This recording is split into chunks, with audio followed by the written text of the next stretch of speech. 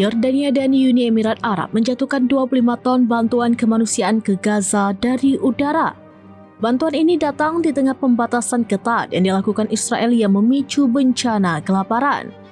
Dikutip dari Al Arabiya, penyaluran bantuan kemanusiaan dilakukan pada Minggu 27 Juli 2025 menggunakan 2 pesawat Yordania dan 1 pesawat Uni Emirat Arab.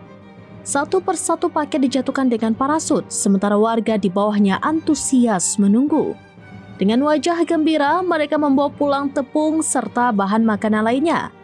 Angkatan bersenjata Yordania mengatakan pihaknya menjatuhkan bantuan ke Gaza sebanyak 3 kali pada Minggu 27 Juli 2025, salah satunya dengan Uni Emirat Arab. Sementara itu, Menteri Luar Negeri Uni Emirat Arab Sheikh Abdul bin Zayed Al Nahyan menggambarkan situasi kelaparan di Gaza berada pada tingkat kritis.